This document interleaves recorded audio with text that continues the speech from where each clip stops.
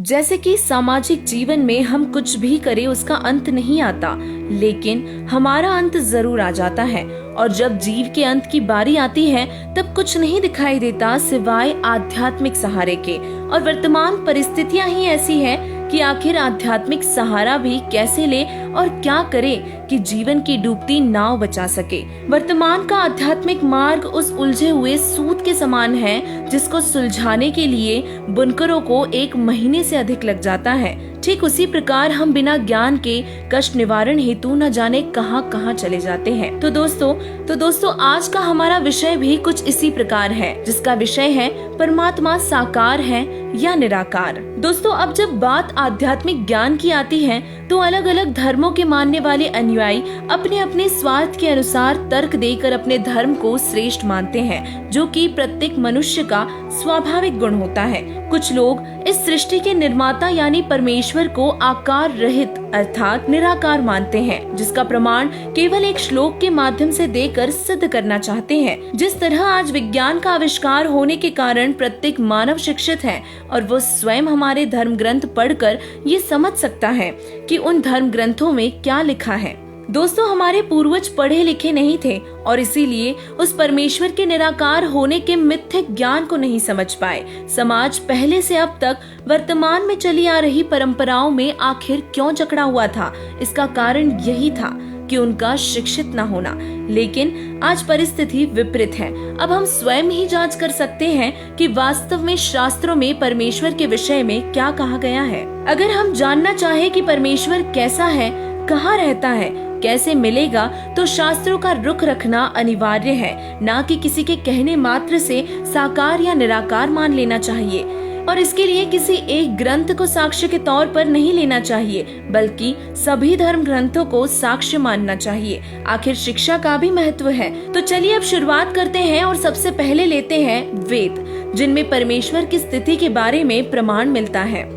ऋग्वेद मंडल number 9 सूक्त 86 मंत्र 18 में लिखा है, जिसमें ये बताया गया है कि परमपिता परमात्मा जो असाधारण बालक के रूप में आकर प्रसिद्ध कवियों की उपाधि प्राप्त करते हैं, अर्थात संत या ऋषि की भूमिका निभाते हैं, हजारों भाषणों की रचना करते हैं और उस भगवान द्वारा जो एक संत के रूप में प्रकट हुए हैं, संत प्रकृति के व्यक्ति यानी भक्तों को स्वर्ग के समान सुख प्रदान करने वाले हैं। वह सनातन पुरुष अर्थात ईश्वर अर्थात सत्य पुरुष मोक्ष के तीसरे लोक अर्थात सत्यलोक की स्थापना कर मानव रूपी तेजोमय शरीर में एक राजा के समान सिंहासन पर विराजमान है। ये प्रमाण एक साक्ष्य ही नहीं बल्कि एक पक्का सबूत भी है कि हमारा कुल मालिक परमेश्वर मनुष्य जैसे आकार वाला है। अब जानते हैं बाइबल में परमेश्वर अर्थात परमात्मा के विषय में क्या लिखा है। पवित्र बाइबल उत्पत्ति ग्रंथ प्रश्न नंबर 2 पर अंक 1.20 से 2.5 पर, जिसमें 6वां दिन प्राणी और मनुष्य के विषय में बताया है, जिसका कुछ अंश जो महत्वपूर्ण है बता रहे हैं कि अन्य प्राणियों की रचना करके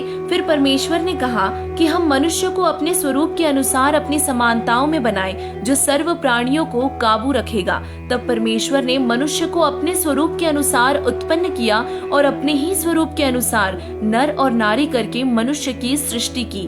फिर इसके आगे 7वां दिन विश्राम का दिन बताया है, जिसमें परमेश्वर ने 6 दिन में सर्व सृष्टि की उत्पत्ति की तथा 7वें दिन विश्राम किया। पवित्र बाइबल ने सिद्ध कर दिया कि परमात्मा मानव सदृश शरीर में है, जिसने 6 दिन में सर्व सृष्टि की रचना की तथा फिर 7वें दिन सिंहासन पर विराजमान हुए यानी कि विश्राम किया। तो दोस्तों अब विचार करो कि सृष्टि की उत्पत्ति करने वाला मनुष्य जैसा है, तभी तो अपने जैसे ही इंसानों को बनाया है। भगवान अर्थात परमात्मा मनुष्य जैसा है, इसका प्रमाण पवित्र मुसलमान धर्म में प्रचलित कुरान में भी मिलता है, जिसके अंश आपके सामने हैं। कुरान शरीफ के सूरत फुरकान 25 आयत 52 से 59 में लिखा है, जिसका हिंदी अनुवाद करके देखेंगे तो उनमें लिखा है कि परमेश्वर ने मनुष्य को अपने स्वरूप के अनुसार बनाया है। 6 दिन में सृष्टि की रचना की तथा 7वें दिन सिंहासन पर विराजमान हुए।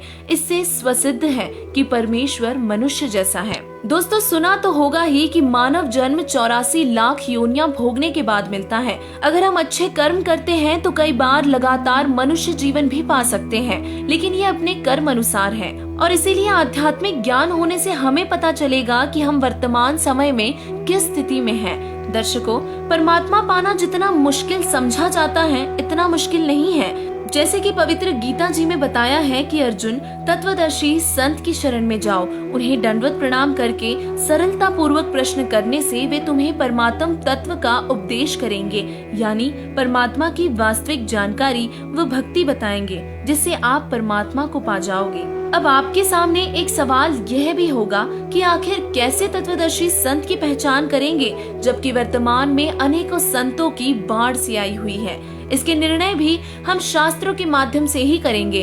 पवित्र गीता जी में सच्चे संत के बारे में बताया है कि जो ज्ञानी महात्मा ऊपर को जड़ व नीचे को शाखा वाले संसार रूपी अविनाशी पेड़ के सभी विभाग पृथक पृथक बता दे, वही वेदों के तात्पर्य को जानने वाला है, यानी पूर्ण आध्यात्म की जानकारी उन्हीं को होगी।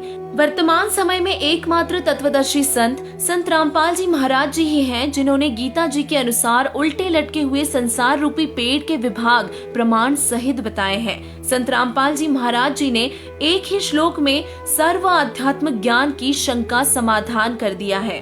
कबीर, अक्षर पुरुष एक पेड़ है, निरंजन वाकी डार, तीनों देवा शाखा है, पात रूप संसार।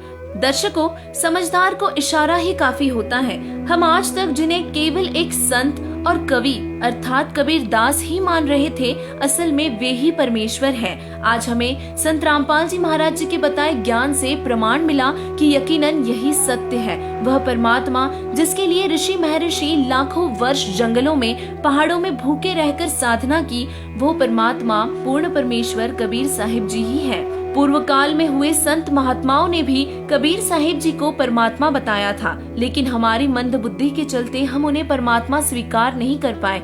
जिस विषय में आदरणीय नानक देव जी ने बताया है, फाई सूरत मुलुक की वेश, ए ठगवाड़ा ठग्गी देश, खरा सियाणा बहुता वार, ये धानक रूप रहा करतार। इसी के साथ आदरणीय दादू दयाल जी ने भी बताया है कि जिन मोको निज नाम दिया, सोई सदगुरु हमार, दादू दूसरा कोई नहीं, ये कबीर सिरजनहार। तो दोस्तों, आज के इस दौर में हम सभी शिक्षित हैं, तो इस अनमोल शिक्षा का सही इस्तेमाल करने के लिए हमें चाहिए कि हम संत रामपाल जी महाराज जी के बताए ज्ञान को सुने, समझे और शास्त्रों से मिलान कर उस परमात्मा को पहचाने और संत रामपाल जी महाराज जी की शरण में आकर अपना व अपने परिवार का कल्याण करवाए। धन्यवाद।